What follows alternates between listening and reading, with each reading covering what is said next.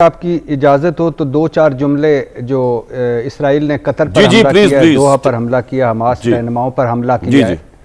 अब इसमें दो चीज़ें बड़ी इंपॉर्टेंट हैं। एक चीज़ कि अमेरिका ने हमास रहनुमाओं पर हमले से, यानी अमेरिका को हमने हमास रहनुमाओं पर हमले से पहले, मतलब दोहा पर हमले से पहले, मतलब कतर पर हमले से पहले बताया था। इसराइल कह रहा है कि अमेरिका को बताया था, पेशगी इतला दी थी। और दूसरा कि अमेरिका ने हमास रहनुमाओं पर हमले में मदद फराम की, ये भी इसराइल कह रहा है। तो और हमला कहाँ हुआ है? दोहा पर। हमला कहाँ हुआ है? कतर पर। कतर क्या है? दूसरा अमेरिका अरब ममालिक में कतर क्या है? सबसे बड़ा हलीफ अमेरिका का। तो एक तो ये, दूसरा कि जब आप लबनान पर खामोश हो जाएंगे तो फिर यमन की बारी आएगी। जब यमन पर खामोश होंगे तो इराक और लीबिया की बारी आएगी। जब इराक और लीबिया पर खामोश होंगे तो ईरान की बारी आएगी। जब इन सारों पे खामोशी होंगी और गजा पे खामोश होंगे, नस्ल कुशी पर खामोश होंगे, तो फिर कतर की बारी आएगी और फिर आगे बारी आएगी।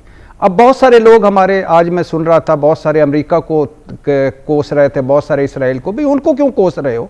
उनका तो एजेंडा बड़ा क्लियर है, वाजे है, वो तो अपने एजेंडे पे चल रहे हैं। ग्रेटर इसराइल का नक्शा, बाकी सब कुछ।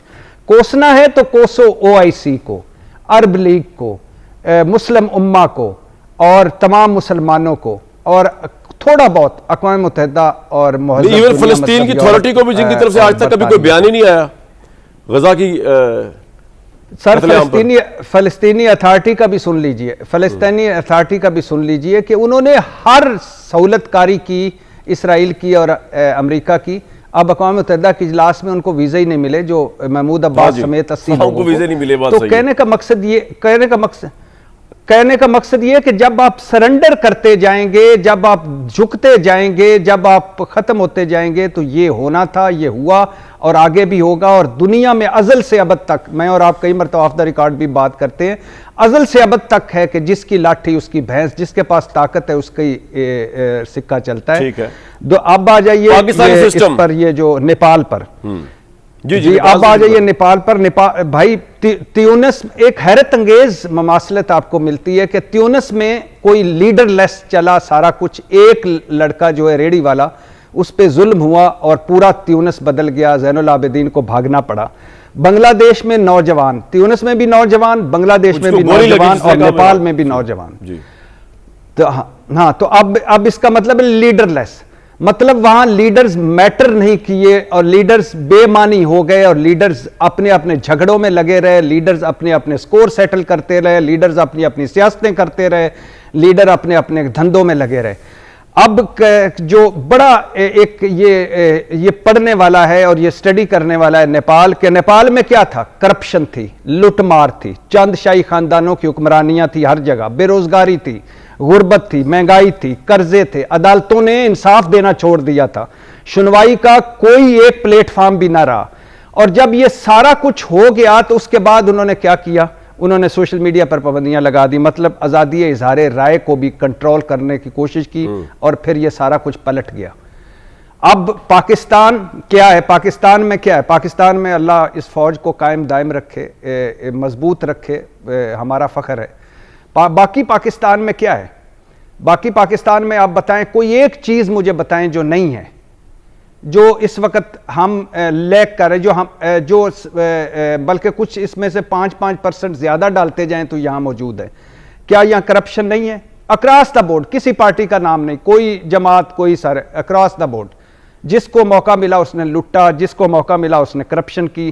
क्या यहाँ चंद शाही खानदानों का यह मुल्क नहीं रह गया है? क्या यहाँ बेरोजगारी नहीं है? क्या यहाँ गुर्बत नहीं है? क्या यहाँ महंगाई नहीं है? क्या कर्जे नहीं है? लेकिन भट्टी साहब, अगर इतने करप्ट है यहाँ की शराफियां, ये इस यहाँ की हुकूमतें, तो अवाम ने भी प्रोटेस्ट किया इनके खिलाफ, जिस तरह नेपाल में हुआ है। जी 9,500 अरब सिर्फ अभी कर्जा लिया है, अभी ये इसी साल में, और बाकी सारा छोड़े। क्या अदालतें यहाँ इंसाफ दे रही हैं? क्या सुनवाई नहीं हो रही?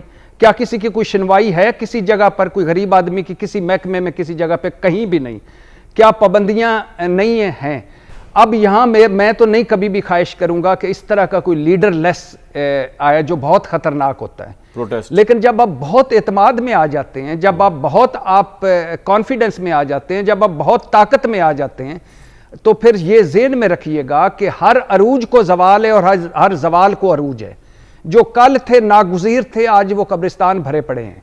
जो आज हैं इन्होंने कल नहीं होना, जो कल होंगे उन्होंने परसों नहीं होना।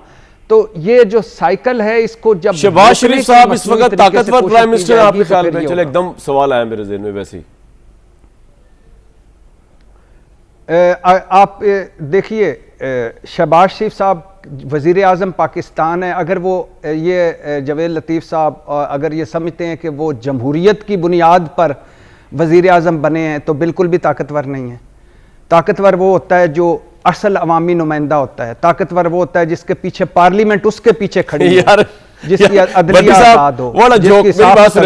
रुकिए, वो आप शहबाज शरीफ की जान के वैसे ही पीछे पड़े रहते हैं उनकी। मुझे एक बात बताएं भाई, नवाज शरीफ साहब से नफरत करना और इमरान खान की तारीफ करना, ये भी तो कोई वो नहीं ना है भट्टी साहब?